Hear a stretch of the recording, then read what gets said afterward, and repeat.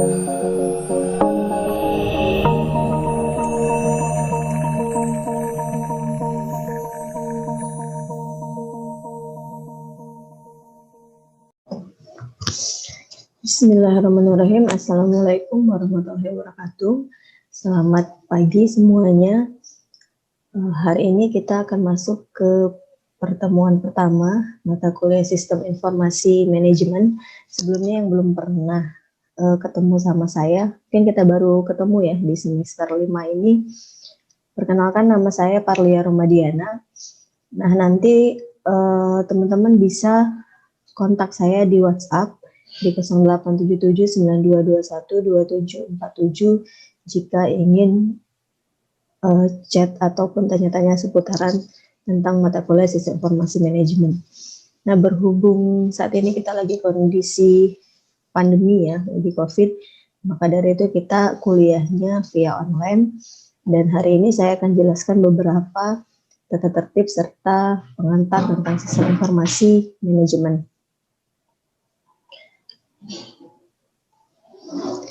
Nah, sebelumnya kita bahas terlebih dahulu tentang tata tertib dan aturan perkuliahan untuk mata kuliah Sistem Informasi Manajemen. Nah, yang pertama itu kehadiran. Kehadiran itu wajib melakukan absensi di Google Classroom. Jadi yang saya akui absensinya adalah mahasiswa yang melakukan absensi di Google Classroom setiap pertemuannya. Jadi kalau misalnya kalian bikin atau absensi lewat WA, itu tidak saya anggap kehadirannya. Jadi terekam di dalam Google Classroom.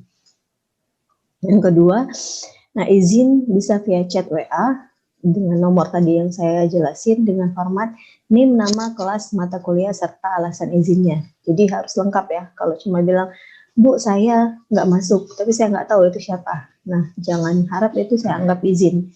Jadi harus sesuai dengan format yang sudah saya berikan.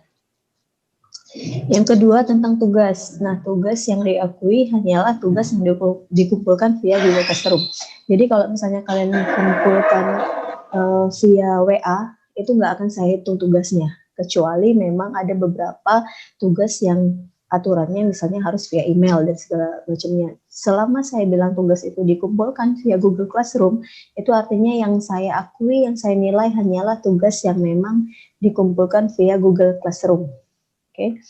Nah, yang terakhir itu penilaian, masih sama seperti mata kuliah yang lain. Penilaiannya yang pertama absensi 10%, tugas 20%, UTS 30%, dan UAS 40%. Jadi usahakan setiap pertemuan hadir, apalagi kan kita kuliahnya online ya, jadi nggak ada lagi alasan motor rusak, nggak ada yang antar, dan segala macam. Nah, cuma modal kuota aja, dan kita juga nanti akan difasilitasi kuota oleh pemerintah ya, mahasiswa akan difasilitasi juga, jadi saya rasa nggak ada kendala untuk urusan kuota di dalam perkuliahan online. Nah, sekarang kita akan masuk pengantar sedikit tentang Sistem Informasi Manajemen. Nah, apa sih manajemen itu? Sebelum kita bahas tentang Sistem Informasi Manajemen, karena kita pasti nggak asing lagi ya dengar kata manajemen. Apalagi kalau misalnya di kampus-kampus negeri ada program studi manajemen di Fakultas Ekonomi mereka. Nah, kita udah sering dengar kata manajemen. Sebenarnya apa sih manajemen itu? Nah, di pertemuan pertama ini kita akan bahas tentang manajemen, supaya kita tahu, oh nanti Sistem Informasi Manajemen itu apa sih? Bahasnya apa sih? Langsung ya. Nah, secara teori, manajemen itu bisa dikatakan sebagai suatu metode yang mengatur. Jadi memanage ya. Biasanya kita sering, ayo dong manage diri lo, ayo dong manage kehidupan kita. Nah, artinya kita sedang mengatur, mengelola organisasi. Nah, di sini hubungannya manajemen dengan organisasi, kita mengatur, kita mengelola, sama halnya ketika kita memanage hidup kita. Kita mengatur hidup kita mengelola hidup kita. Nah, sama juga dengan manajemen yang ada di perusahaan. Jadi mereka mengatur, mengelola organisasi, dapat diartikan sebagai seni melaksanakan sesuatu melalui orang. Dalam artian adalah ketika kita memanage suatu organisasi, artinya kita sedang melaksanakan sesuatu melalui orang lain. Yang artinya kita nggak bisa nih bergerak sendiri. Nah, kalau misalnya kita berbicara tentang manajemen diri kita sendiri, kita bisa, oh, saya bisa melakukan A, saya bisa melakukan B itu atas dasar diri kita sendiri. Nah, ketika kita berbicara di dalam perusahaan, itu nggak bisa. Kita harus bagaimana caranya melaksanakan sesuatu itu yang juga berhubungan dengan orang lain. Nah, itu dikatakan manajemen di dalam perusahaan. Jadi, jika manajemen suatu organisasi baik, maka akan meningkatkan kemakmuran suatu negara. Dalam artian ini misalnya pemerintahan ya, kalau misalnya manajemen suatu pemerintahan itu baik, otomatis akan meningkatkan kemakmuran negara kita. Tapi kalau manajemen di dalam pemerintahan itu bobrok, ya sudah pasti nanti negara kita nggak akan bisa makmur. Itu dalam hal pemerintahan. Jadi manajemen itu bisa kita kaitkan entah itu dalam kehidupan sehari-hari kita, entah itu di dalam perusahaan, entah itu di dalam organisasi suatu pemerintahan. Jadi pengertiannya sangat luas, tergantung dari penggunaan katanya, kita menggunakan kata manajemen di mana sih. Seperti itu ya. Oke, kita lanjut. Nah, kita lihat di sini, dalam manajemen itu ada dua sumber daya yang memang terlihat dan tidak terlihat. Nah, yang pertama sumber daya fisik, ya sudah pasti ya, yang namanya fisik itu sudah pasti terlihat. Kita lihat yang pertama sumber daya fisik ada manusia, ya jelaslah manusia sudah pasti menjadi sumber daya fisik.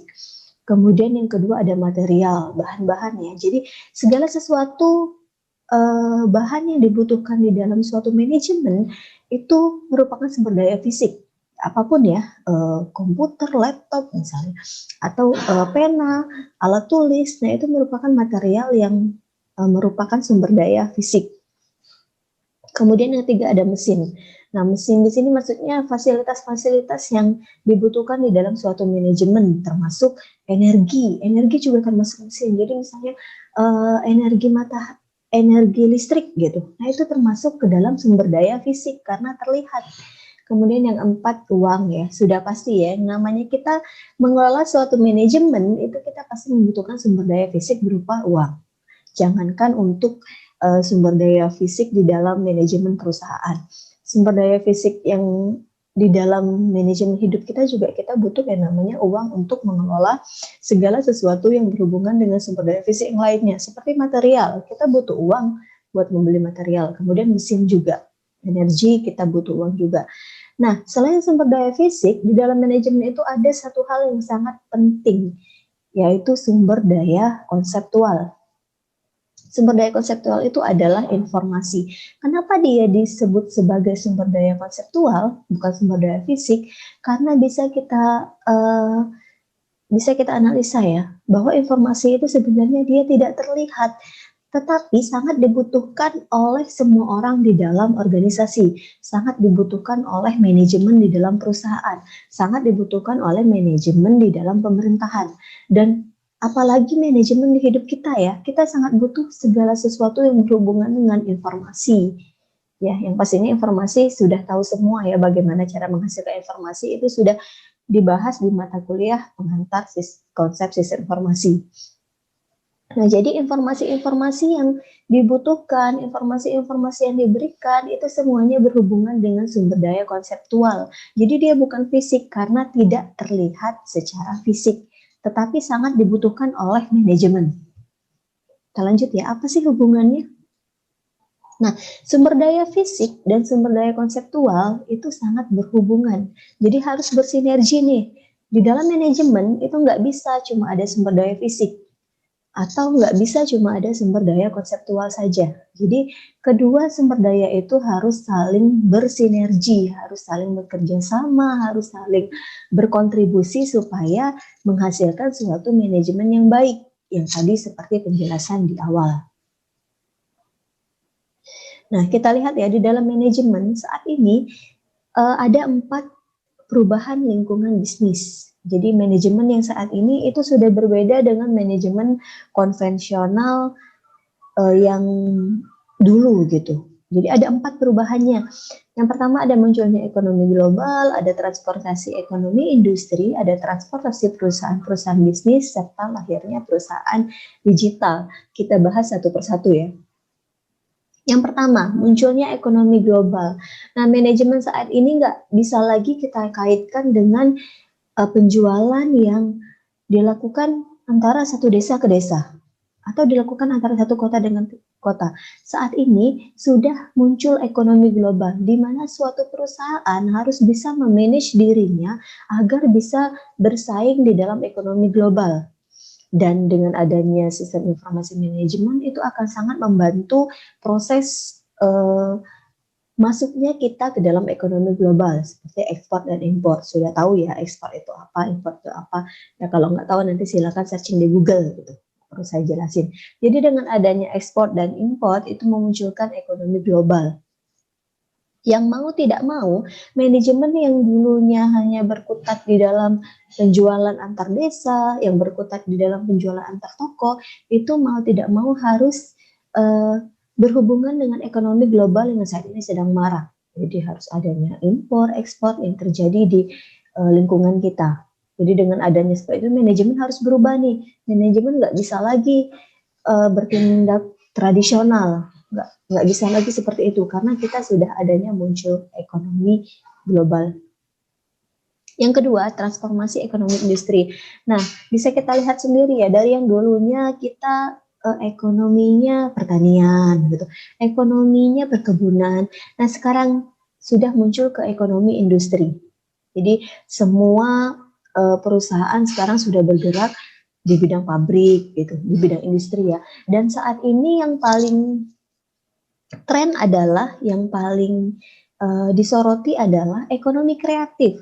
Jadi saat ini ekonomi kreatif tidak hanya di Indonesia, di seluruh negara lain pun ekonomi kreatif sedang marak-maraknya ditransformasikan. Yang dulunya ekonomi konvensional, ekonomi pertanian, kemudian lari ke ekonomi industri yang sekarang mengelola hasil pertanian pun sudah di industri. Kayak misalnya hasil padi, hasil lada itu kan sudah ada industrinya ya, sudah ada pabrik yang mengelola, hasil sawit sudah ada pabrik yang mengelola. Dan saat ini sudah bertransformasi kembali ke ekonomi kreatif, di mana semua orang sudah mulai memunculkan gagasan dan idenya itu untuk membuat suatu ekonomi kreatif. Kayak misalnya contoh kecilnya sekarang apa lagi maraknya misalnya susu kurma. Nah itu kan sebelumnya nggak ada tuh di ekonomi industri ya produksi susu gitu. Nah dengan adanya ekonomi kreatif, bagaimana sih orang memunculkan ide, memunculkan gagasan kok bisa jadi susu kurma? Atau dengan adanya desain-desain baju, desain-desain sepatu. Nah itu salah satu contoh ekonomi kreatif yang ada di Indonesia. Jadi bagaimana kita mengembangkan ide dan gagasan kita menjadi suatu ekonomi, apalagi seperti saat ini ya banyak yang muncul aplikasi-aplikasi kalau misalnya di bidang ilmu komputer. Nah itu mau nggak mau kita nggak bisa lagi nih berkutat di konvensional gitu. Kita nggak bisa lagi berkutat di ekonomi yang bergerak seperti konvensional. Kita harus mulai beralih ke ekonomi industri dan ekonomi kreatif. Karena mau nggak mau manajemen ini harus mengikuti pola yang sedang tren saat ini. Nah, kemudian transformasi perusahaan-perusahaan bisnis. Nah, ini tadi sama seperti yang saya jelasin ya. Dulu kalau misalnya perusahaan tradisional, di dalam manajemennya dia harus mengikuti aturannya yang ketat. Terus nggak boleh menyimpang, nggak boleh ada kesalahan, nggak boleh gagal gitu. Terus dia sifatnya kalau dulu manajemen di dalam perusahaan tradisional itu dia hanya menunggu perintah atasan. Oh silakan print A, dia print gitu. Silakan print B, dia print. Silakan kerjakan A, dia kerjakan gitu. Jadi sifatnya kaku. Dia kaku, tidak produktif serta ya akan menimbulkan kebosanan di dalam manajemen itu sendiri. Karena semuanya menunggu perintah, kemudian semuanya based on rule gitu, semuanya berdasarkan aturan-aturan yang memang ketat yang sudah disediakan oleh manajemen. Yang mau tidak mau semua karyawan itu harus mengikuti peraturan tersebut. Nah itu sebenarnya masih konsep perusahaan tradisional. Nah saat ini kita sudah tidak bergerak lagi tuh di perusahaan tradisional karena sekarang sudah muncul atau lahirnya perusahaan digital. Seperti kita lihat ya, semua perusahaan itu mau nggak mau ya mereka harus bergerak, mereka harus bisa mengikuti tren yang saat ini. Kayak misalnya perusahaan digital ya, kita lihat aplikasi-aplikasi kayak Gojek, misalnya Grab, terus aplikasi-aplikasi yang memang untuk pemesanan hotel misalnya, apa sih namanya, OVO ya, OVO atau bukan OVO, saya lupa itu apa namanya. Nah, jadi perusahaan seperti itu, si ojek pangkalan itu nggak bisa tuh dia, kalau misalnya sekarang kita lihat sendiri ya, ojek pangkalan itu banyak merasa dirugikan, banyak merasa mereka nggak bisa lagi cari pekerjaan gitu, karena sebenarnya mereka yang tidak mau bertransformasi, mereka yang tidak mau mengikuti tren yang ada saat ini. Atau misalnya seperti hotel-hotel, Oyo ya, Oyo salah satu nama aplikasinya. Nah, hotel kita lihat sekarang ya, kalau misalnya kita mau pergi keluar kota, kita pasti melihat list hotel itu di aplikasi dong. Nah, kita lihat list aplikasi, dan ketika hotel si A itu nggak masuk di aplikasi, akan sangat sulit dia mendapatkan tamu di hotel itu. Jadi mau nggak mau ya, hotel-hotel saat ini harus bisa bergerak. Oh, saya harus join nih di aplikasi A, saya harus join di aplikasi B, atau bahkan mereka membuat suatu aplikasi sendiri gitu, untuk mempromosikan hotelnya. Jadi kalau hotel-hotel yang masih sifatnya konvensional, menunggu tamu datang, itu akan kalah bersaing dengan hotel-hotel yang sudah menggunakan aplikasi atau yang sudah berkontribusi terhadap satu aplikasi yang memang disediakan untuk mempromosikan hotel-hotel tersebut. Ya, dengan lahirnya perusahaan digital seperti ini, manajemen pun harus berubah. Manajemen nggak bisa lagi dikatakan sebagai, oh saya mau yang tradisional, aturannya ya harus nunggu tamu ya nunggu tamu gitu. Aturannya bagian marketing ya harus jalan-jalan, harus ke dinas-dinas gitu untuk mempromosikan hotelnya. Nah, kita lihat sendiri, apalagi di masa pandemi saat ini gitu. Ketika bagian marketingnya harus tetap disuruh jalan-jalan ke dinas, harus disuruh jalan-jalan ke perusahaan lain untuk mempromosikan hotelnya, ya apakah akan berfungsi dengan optimal gitu. Sedangkan kita aja diminta buat jaga jarak, terus kita diminta untuk mengurangi berhubungan dengan pihak luar. Nah, nggak bisa seperti itu lagi. Jadi kalau memang aturannya bagian marketing secara tradisional itu harus datang nih ke hotel-hotel. Ya, dengan adanya pandemi seperti ini dan dengan adanya perusahaan-perusahaan digital yang muncul, ya harus beralih. Nggak bisa kita menggunakan manajemen tradisional. Harus wajib datang gitu. Nggak, kita harus beralih ke digital gitu. Gimana caranya? Jadi sebenarnya setiap apapun yang terjadi itu pasti ada hikmah ya, termasuk kayak pandemi seperti ini. Ditambah dengan pandemi, ditambah dengan perusahaan digital yang saat ini memang sedang naik daun. Nah, itu akan membuat perusahaan digital semakin berkembang gitu. Jadi kita nggak mau harus nurut. Jadi kayak misalnya toko-toko grosir, kalau mereka masih tetap selling direct, mereka masih tetap berjualan secara langsung, menunggu customer datang, itu nggak bisa saat ini. Pertama karena sekarang digital ya, kita tinggal buka aplikasi, duduk manis di rumah, datang pesanannya gitu. Sedangkan kalau kita nggak mau bertransformasi, kita hanya tetap nunggu customer datang, ya akan kesulitan. Ditambah dengan kondisi pandemi saat ini gitu. Dan ya mau nggak mau kita harus lari ke perusahaan digital. Nah, itu beberapa ya konsep dari bisnis yang baru gitu, bisnis ini yang sedang tren kita jalankan. Nah, kemudian berhubungan dengan sistem informasi manajemen, jadi apa sih sistem informasi manajemen itu sebenarnya? Kenapa manajemen membutuhkan sistem informasi gitu? Nah, masih ada yang ingat nggak pengertian sistem informasi itu apa? Dan kalian jurusan sistem informasi ya, ada yang ingat sistem informasi itu apa? Jadi minimal walaupun kalian tidak ingat pengertiannya, oh saya lupa Bu pengertiannya, ya kalian harus ingat konsepnya.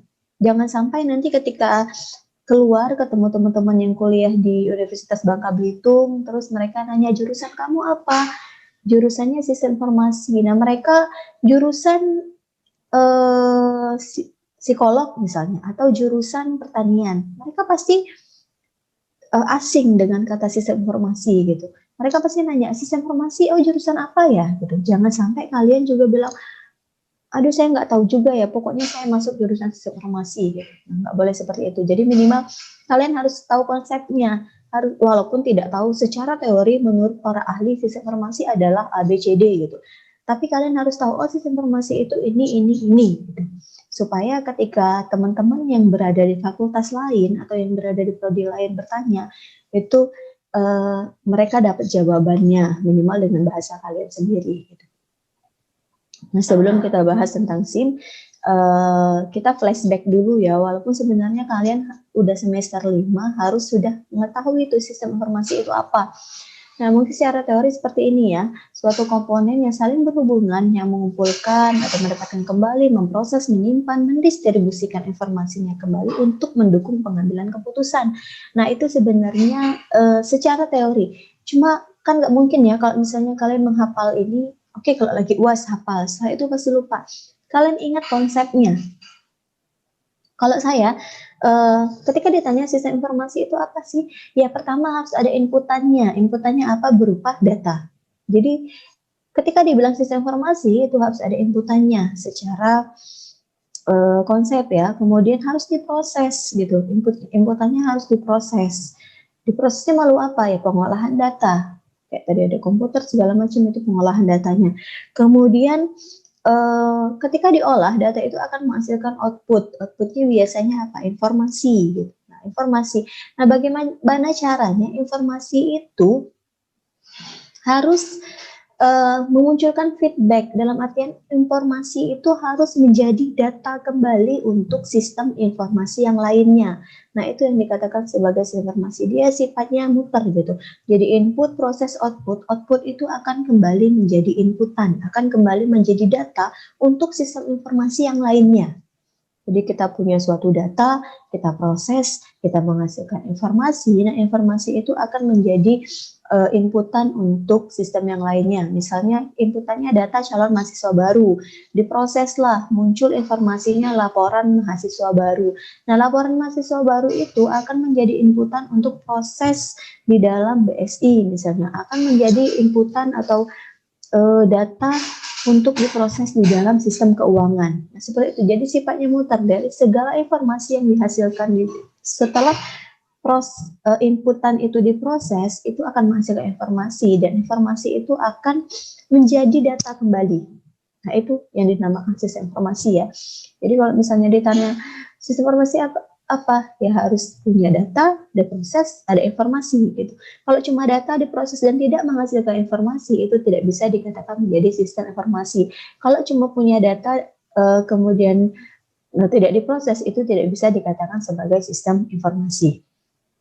Seperti itu ya. Nah, kita berbicara ke dalam SIM. Jadi SIM itu apa sih sebenarnya?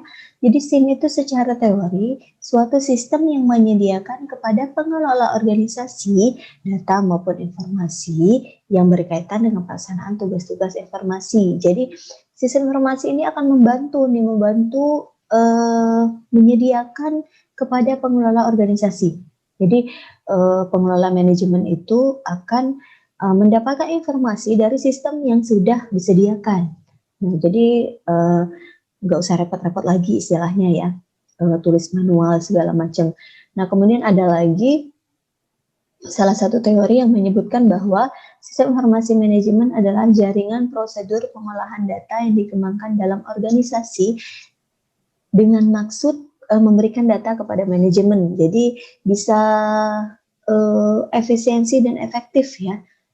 Sekali lagi konsep sistem informasi itu efisiensi dan efektif, baik data yang bersifat intern maupun yang bersifat ekstern untuk dasar pengambil keputusan dalam rangka mencapai tujuan organisasi.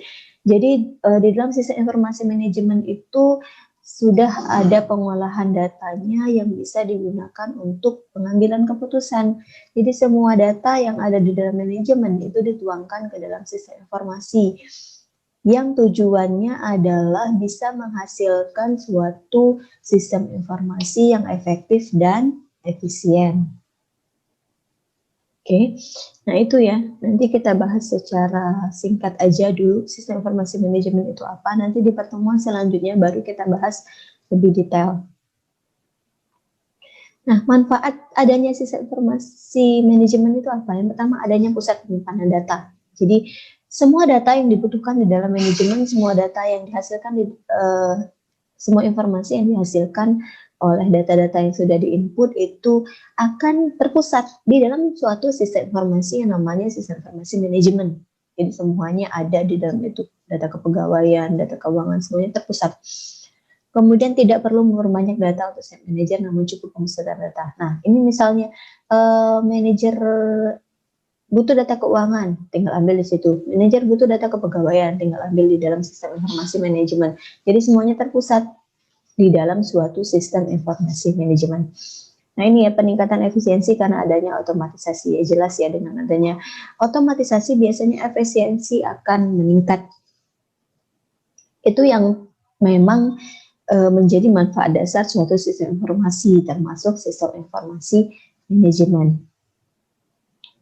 Oke, nah sampai di sini pertemuan pertama kita kali ini kita sudah membahas tentang apa itu manajemen, kemudian apa itu sistem informasi, bahkan apa itu sistem informasi manajemen.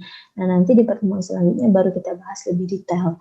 Oke, saya tutup dulu, sampai ketemu di pertemuan selanjutnya. Semoga sehat selalu, jangan lupa berdoa supaya kita selalu diberikan kesehatan, keselamatan serta keberkahan ya, dan semoga pandemi ini cepat berakhir supaya kita secepatnya bisa tatap muka. Saya akhiri, wassalamualaikum warahmatullahi wabarakatuh.